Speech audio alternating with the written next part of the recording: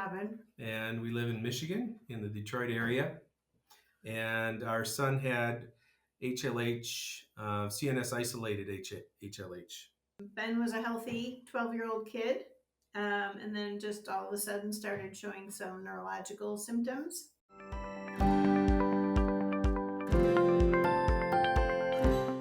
It took a very long 16 months for him to be diagnosed with CNS HLH.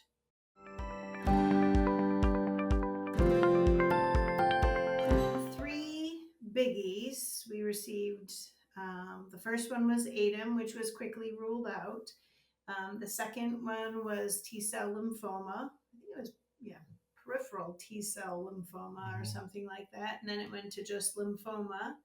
And then it went to clippers. They were never confirmed diagnoses. None of them were ever confirmed. They were all just considered working diagnoses.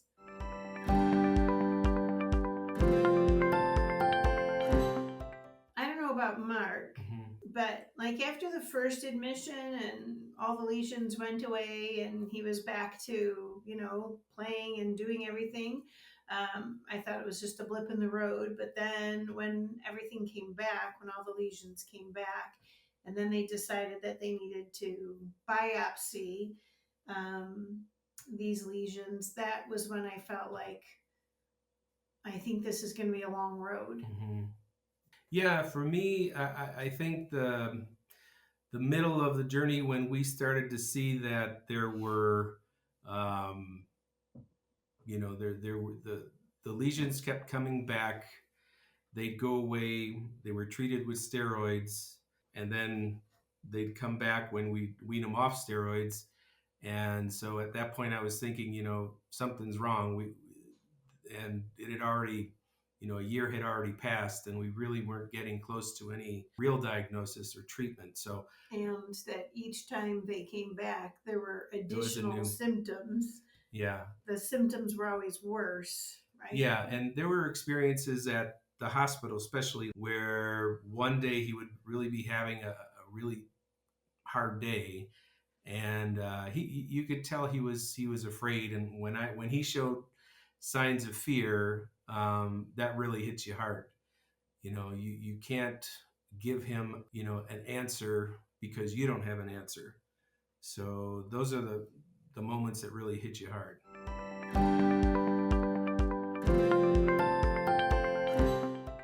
Final treatment was he needed a bone marrow transplant, and his brother was, we didn't go with his brother for whatever reason. I have no idea why. He had an unrelated donor, a 10 out of 10 match. He had that done at Children's Hospital of Michigan. It was a roller coaster ride, but he did really well. He had his transplant in February of 2021, and he started high school at the end of August 2021. He went back to school. And he isn't under, the only treatment he receives, he doesn't receive any treatment now. He just has checkups.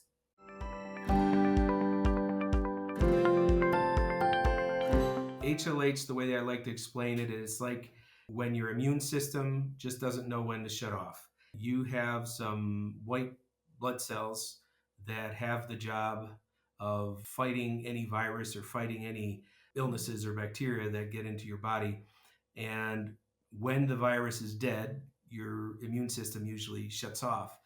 But with HLH, your immune system doesn't know when to shut off. So that causes chaos in your bloodstream, and you have then white blood cells generating or causing damage to organs and tissues. And in Ben's case, it was all in his brain. Yeah, in Ben's case, it was just all in his brain.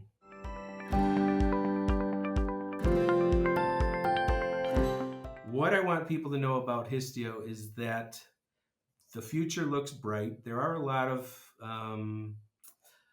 of ways to receive support if you are affected by any histio disorder. There are doctors who are specializing. There are experts in the field. So although we still have a long way to go, I think that You're making progress. we're making very good progress. And I know that had our son been sick 20 years ago, it would have been a much more, a different ending. Could have possibly been a different ending.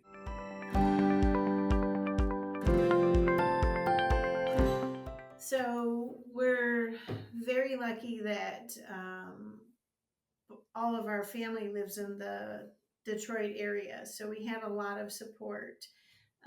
So that was very helpful because we were at the hospital all the time. Mark and I were always there. But we also have another son who wasn't allowed to be at the hospital, so we had to rely on our family to take care of family and friends to take care of Max. So for weeks on end, Max was 1 week with one aunt, 1 week with this friend, 1 week with so poor Max had a lot of uncertainty, right? So that affected us because we found that we gave most of our time and attention to Benjamin because we had no clue what was going on. So how has it affected our family now? I think that it's 3.5 or so years later. I feel like our family is back to normal, back to what it was before Ben was sick. It's pre-Ben sick and after Ben sick, like pre-COVID and post-COVID, right? We're pre-sickness and post-sickness. But we did see how supportive a family could actually be, right? That unless you really go through that situation, you find that your family is one way that you expect from them is just the way that you know them at Thanksgiving, at Christmas, and get-togethers. But when it takes a whole family like to help you get through a situation like we did, like we had our family support us, it's you find out new things. You find out new things about how much love and how much care they could really devote to helping out. Yeah, because everybody's lives are busy, right? So you go on living life, you're working, you're doing this, you're doing that, but people literally dropped everything to help us out. So we're very fortunate.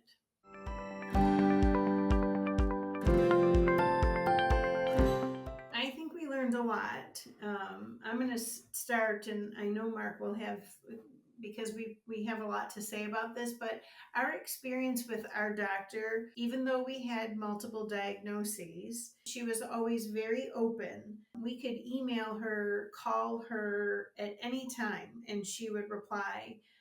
We had so many in-person visits. I mean, we were there all the time. And she was willing to listen to every concern that we brought to her. And she listened to Benjamin. And we were thankful. Yes, Ben will always remember what he went through because of his age versus being a baby and being 12 years old.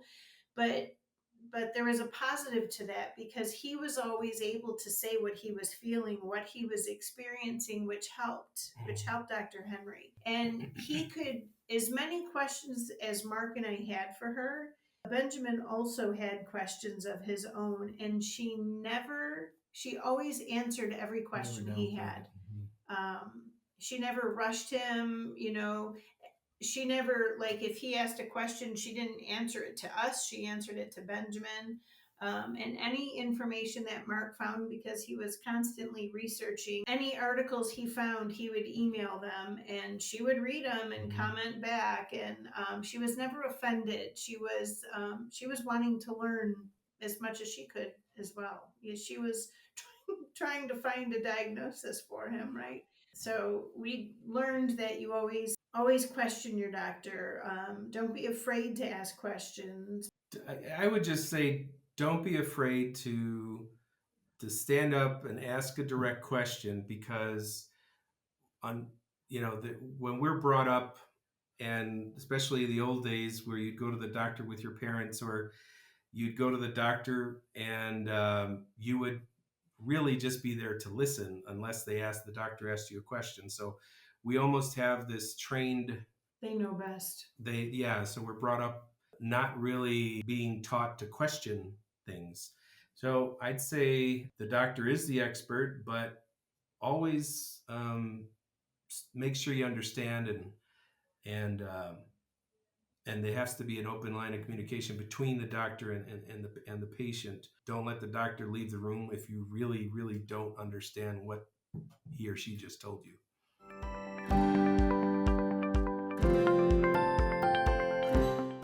That we're stronger than we think. Mm-hmm. I think that every parent's nightmare is to see their child sick. Well, I think their nightmare is to see their child pass away. Mm-hmm. But when your child is sick, um, there is nothing you wouldn't do to get answers to make them better. Yeah, and no one wants to see their child sick, and I feel like we found out that we really were stronger than we thought. Yeah. Yeah.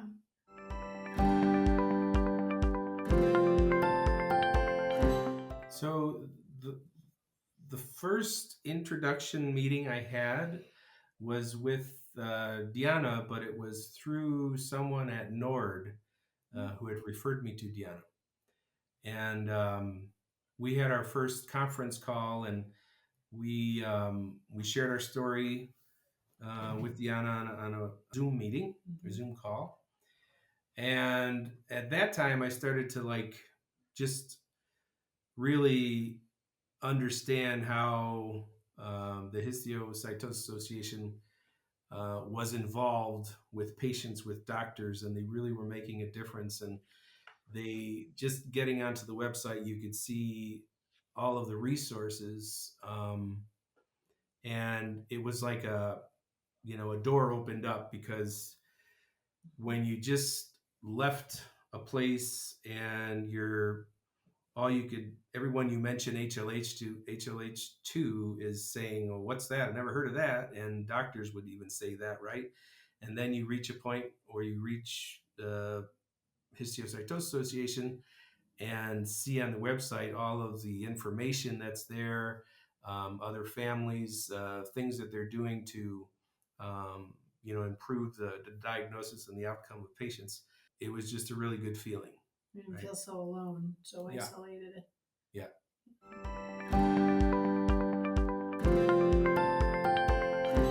People that we've met, we say stay positive.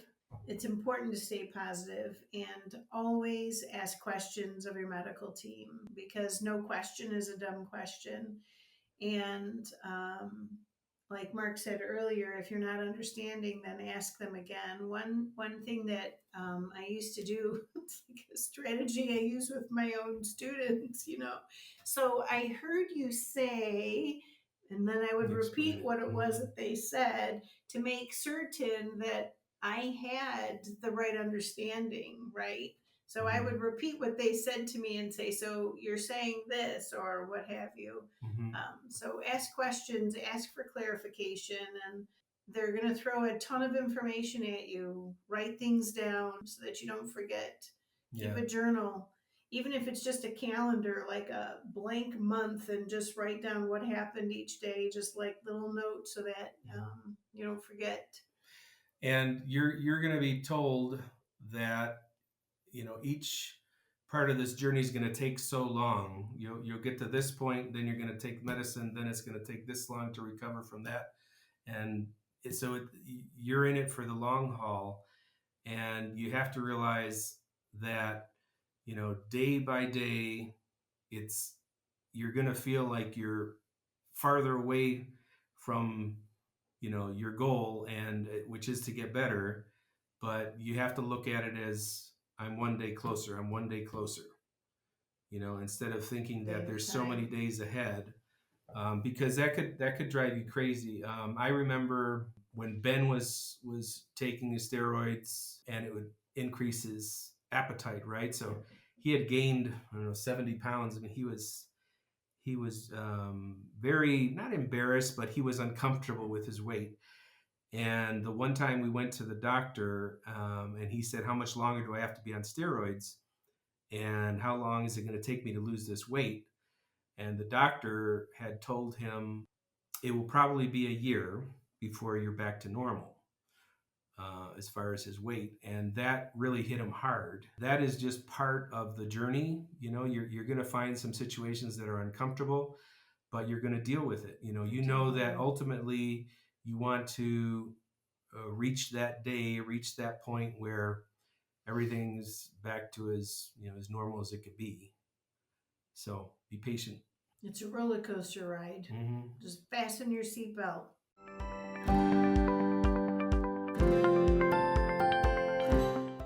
Well, sharing our story hopefully raises awareness, and we think it's important to raise awareness so that anyone gets diagnosed quicker, which we are seeing that people are being diagnosed a lot quicker, so that other kids aren't being misdiagnosed, and maybe so that other kids aren't going through unnecessary surgeries that have lasting effects, or so that other kids aren't on steroids. Benjamin was on dexamethasone for over a year. And I would add that I remember when we finally knew what was going on, the diagnosis, the treatment, and everything that was going to happen. I didn't, you could hear the story from a doctor as to what they predict is going to happen later, right? This is what's going to happen in the next 3 months, 6 months. But there's really nothing like hearing the story directly from a family who's gone through it. And then you get more details. You get, I think, a better understanding of really what to expect. Mm-hmm. And at the same time, you kind of support each other, because I remember having, people that we were in touch with, and we would encourage them, support them, tell them about office, a visit that we had, an experience that we had, and they would do the same. Right. So that's part of it as well.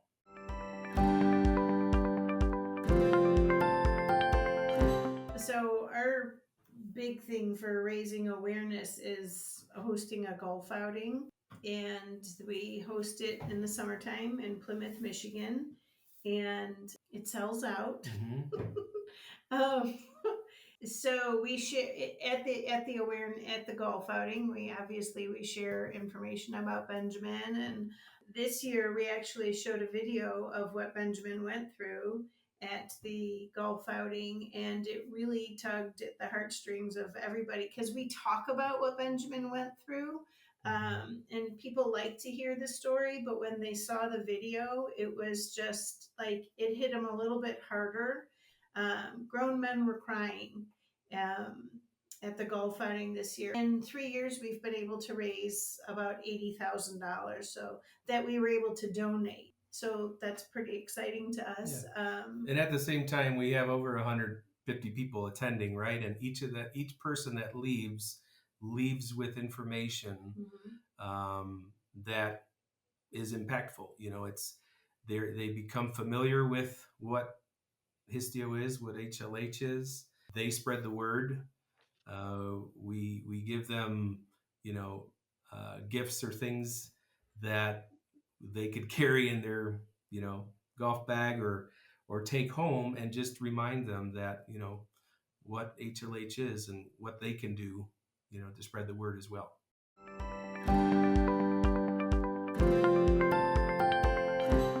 Well, I think it's Benjamin. Mm-hmm.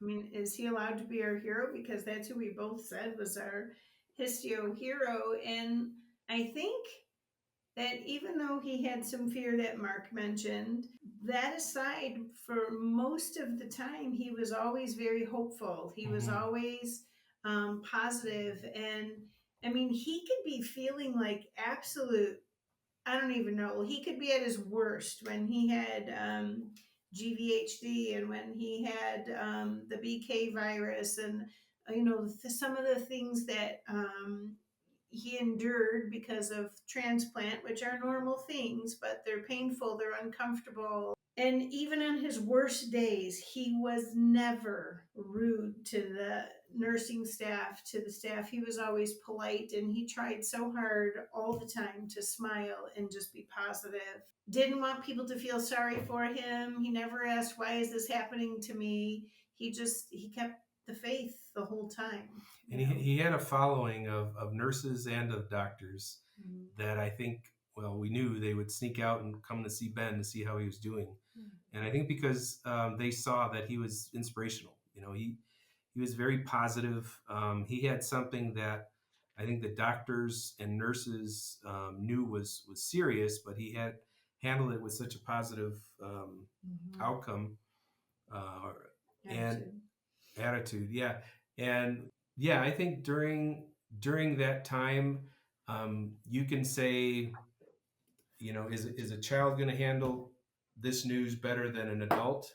I would say I would always kind of put myself in his situation or pretend, what would I do if I were going through this experience he's going through right now, or this test, or this whatever procedure. And I would always say I know I would not be able to handle it as well as he was handling it. So he is our hero. Mm-hmm.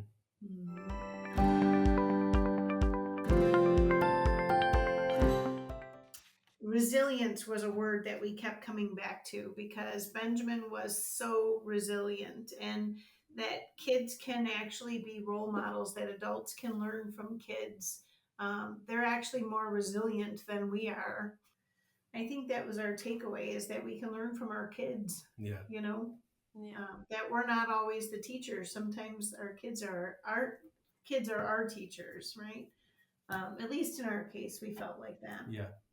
And maybe that's because of the age of Benjamin when he was going through this. I know it's different if you have a baby or a 1-year-old or a 2-year-old, but even then, they're resilient as well.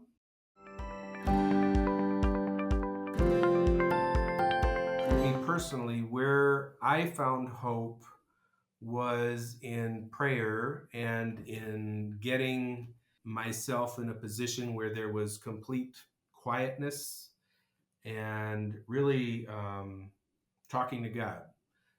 For some reason, that is when I felt the calmest, because I could tell you about times where it was the complete opposite, where it was complete chaos, and what was going through my head, and desperation, and feeling scared.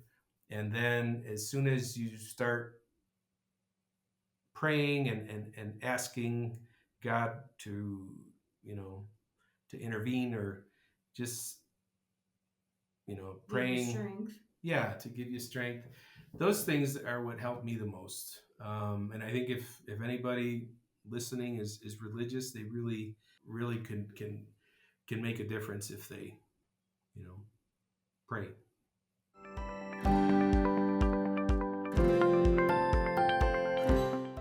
There are no coincidences. Like things happen for a reason. Yeah. And even though this was a bad thing, there were there was a certain timing. Number one, it was through COVID. Number two, where we needed something to fall into place, it would fall into place to help us get through what we needed to get through. We're not saying that this was supposed to happen, but it did. Yeah. And we've always believed that there aren't coincidences. Yeah. So this happened, and why did it happen? So we both feel like it happened to our family, and that's why we are out there trying, because that's the type of people we are. So now we're out there trying to help others, so that they can see that there are positive outcomes, and it's a tough road. It's not a diagnosis that anybody wants to hear. Yeah. But there are a lot of advancements that have been made, and so we're thankful for all that. Yeah, we're thankful. And one thing to add is, I think we both believe that you could be dealt some really difficult things in life, but with that said, I don't think you're ever dealt more than you can handle. So if we're the right couple to go through this situation, and our son is, able to handle it as well as he did. We learned from the experience, and we hope to be able to have other people learn from our experience.